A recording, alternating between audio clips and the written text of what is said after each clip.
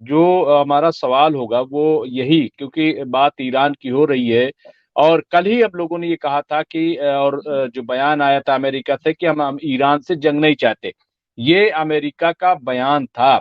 लेकिन आज जो हालात हैं और जिस तरीके से लोगों ने कहा है कि ऐसी खबरें आ रही हैं, और आपने भी कहा कि आज रात जो है वो कोई बड़ा अटैक या मिडिल ईस्ट में या ईरान में कुछ बड़ा जो है वो हो सकता है। तो सवाल ये है शौकत भारती साहब कि अगर जंग यहां नहीं रुकती और कोई बड़ा इरादा और खतरनाक इरादा लेकर के अमेरिका यहां आता है, तो क्या हालात होंगे? अब फिर क्या जो लोग कह रहे हैं कि थर्ड वर्ल्ड वार, क्या उस तरफ ये दुनिया चली जाएगी? और इसका कौन जिम्मेदार होगा? देखिए, जो कुछ गजा में हो रहा है उस सब का जिम्मेदार ब्रिटेन और अमेरिका है, मैं पहले दिन से कह रहा हूं। और जो कुछ भी हो रहा है और जो आगे होगा उसके जिम्मेदार यही लोग होंगे। इनके पास 3 महीने से ये चांसेस ये हैं कि गजा की जंग को रोक देते, सीज फायर हो जाता, कैप्टिव्स वापस हो जाते। लेकिन एक तरफ यूनाइटेड नेशन के अंदर इन्होंने बार बार विटो किया, अमेरिका ने और ब्रिटेन ने। पहले तो बहुत से कंट्रीज थे, धीरे धीरे कटते रहे, लेकिन आखिर तक जो है, अगर हम देख रहे हैं तो अमेरिका और ब्रिटेन ने दोनों ने साथ नहीं छोड़ा। सबसे पहले यमन के अंदर भी आकर जो है, आप देखिए कि दोनों अपनी जंगी बेड़े लेकर आए, दोनों ने ज्वाइंट अटैक्स किया। इतना रिपीट किया है इस बात को यमन के हौतीज ने कि भाई आप गजा को कर दीजिए, हम रेड सी के रास्ते को रोक देंगे। लेकिन आप देखें कि इस जंग को बढ़ाने का पूरा काम जो है इन्होंने किया। और अब भी एक तरफ आप पूरी दुनिया को एक मैसेज दे रहे हैं, आपने अपनी कंसर्न के अंदर ले लिया कि टू स्टेट की बातचीत। और ऐसा लग रहा है कि आप जो है बेंजामिन नेतन्याहू को भी डांट रहे हैं। और टू स्टेट के लिए जो है सबकी आप जो कराने जा रहे थे, इसमें रशिया ने भी, चाइना ने भी, तमाम इस्लामिक कंट्रीज ने भी बाकायदा तौर के ऊपर आपको कह दिया कि ठीक है, आप इसकी बातचीत कर लीजिए। तो एक तरफ ये बातें चल रही थी, दूसरी तरफ कल रात में इसराइल के अंदर B-52 का अपनी उसके साथ यूनिट के साथ में वहां पे लैंड करना, इससे क्या, इसको क्या क्या कहा जाए? जाहिर सी बातचीत है। और यूरोप के जहाजों को बाकायदा तौर के ऊपर यमन की तरफ बढ़ाना, जब सीज फायर से रेड सी का रास्ता खुल सकता था, तो ये सब करने की जरूरत क्या? तो ये करने की जरूरत बता रही है कि ये बात जो है कुछ और है। लेकिन फिर मैं आपसे कह रहा हूं कि ये जंग इनको बहुत महंगी पड़ेगी, ये जंग इनको बहुत महंगी पड़ेगी। वजह क्या है? इसराइल को ही ये हेडक्वार्टर बनाएंगे, यहीं से इनका जंग का हेडक्वार्टर होगा। लेकिन ये याद रखें कि 2500 किलोमीटर तक की सुपरसोनिक मिसाइल जो हैं वो ईरान के पास हैं, और 1250 किलोमीटर की दूरी है, ज्यादा नहीं है। और ईरान की मिसाइल्स के रुख जो हैं वो सब इसराइल के तरफ हैं और इनके बेसिस के तरफ हैं। सबसे बड़ा मुझे अफसोस ये हुआ जॉर्डन के इशू को देखकर कि जब मैंने जॉर्डन का एग्रीमेंट देखा, तो जॉर्डन ने अमेरिका के साथ में ये एग्रीमेंट कर रखा है कि आप हमारे कंट्रीज, हमारे बेसिस को नहीं, हमारे कंट्री में जैसा चाहे, हमारी टेरिटरी को जैसा चाहे इस्तेमाल कर सकते हैं। यानी बाकायदा तौर के ऊपर ये एक एग्रीमेंट जो है, ये बहुत बड़ा सिग्नल आया। और जॉर्डन का ये कहना कि आप हमें इंटरसेप्टर दें। दुबई का जो मामला कि उन्होंने बाकायदा तौर के ऊपर यमन के बड़े लीडर्स को मारने के लिए अमेरिका के किराए के जो ये जो मशीनरीज कहलाते हैं, सैनिक, इनको बाकायदा तौर के ऊपर भेज रखा है कि यमन के अंदर जो है जो बड़े लीडर्स हैं उनको किल कर दो। और ये काम जो है ये किसी और ने नहीं किया है, ये काम किया है आपके यूएई ने।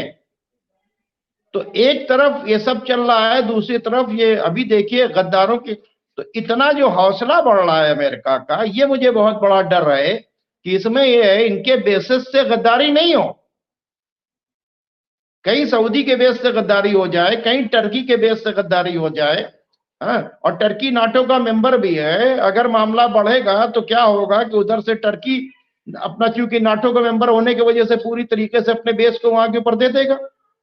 तो ये जो सारी चीजें हैं, फिर इसको शौकत भारती साहब, देखना जो है।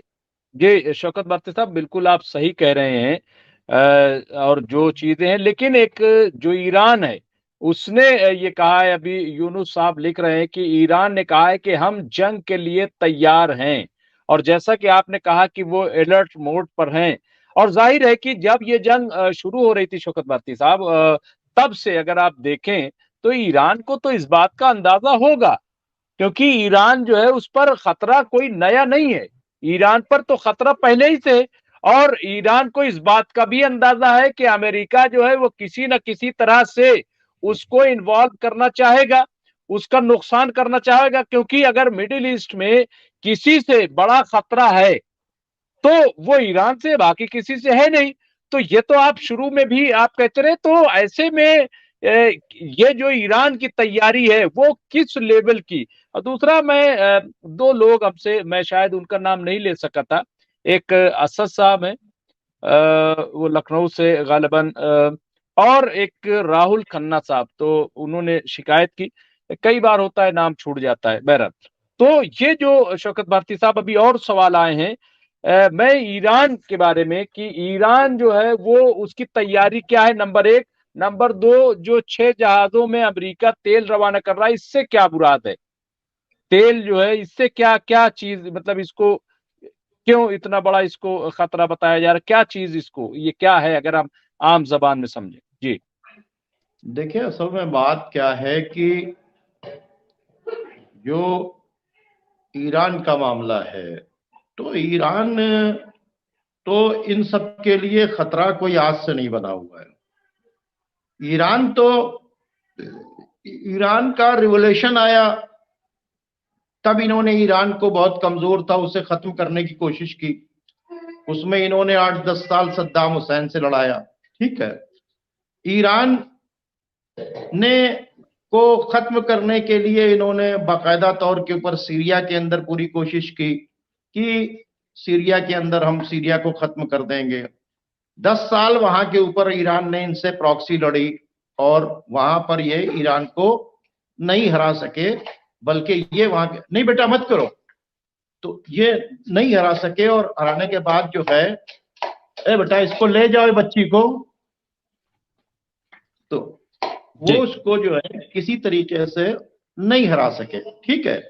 दूसरी बात यह है कि आप देखें कि उसके बाद ये 8 साल यमन से लड़े, तो इनको ये समझ में आता है कि इनको यमन में भी ईरान की वजह से कामयाबी नहीं मिली, इनको सीरिया में भी ईरान की वजह से कामयाबी नहीं मिली, ईरान और रशिया की वजह से।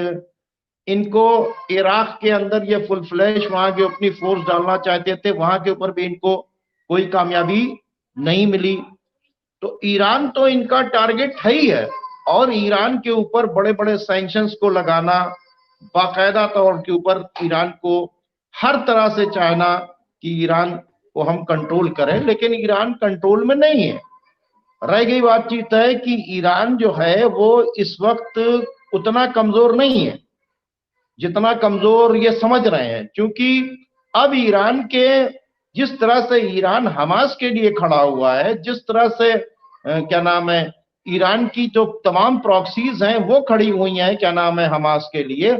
अगर ईरान के ऊपर कुछ होगा तो जाहिर सी बातचीत है कि यमन से लेके वहां तक, तो ये जो मैं बोल रहा हूं ना गद्दारी, मैं पहले दिन से आपसे कह रहा हूं कि जो मिडिल ईस्ट के अंदर बेसेस हैं, जो बेसेस है मिडिल ईस्ट के अंदर, सबसे बड़ा गद्दार जो है इसमें वो यूएई है।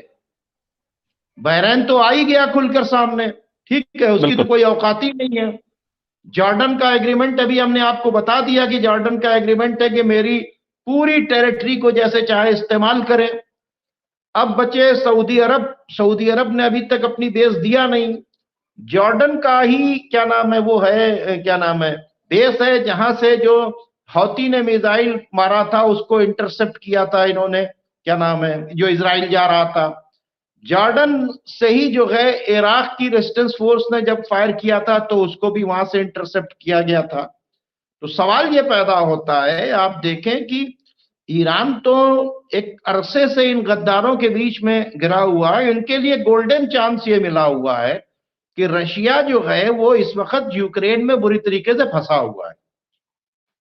रशिया यूक्रेन में बुरी तरीके से फंसा हुआ है, लेकिन ये अगर सोच रहे हैं कि ये गोल्डन चांस है और उसके बाद हम यहाँ के ऊपर ईरान को खत्म कर देंगे और या ईरान के ऊपर जंग थोप देंगे, जंग छेड़ना इनके हाथ में है, जंग खत्म करना इनके बस के बाहर है।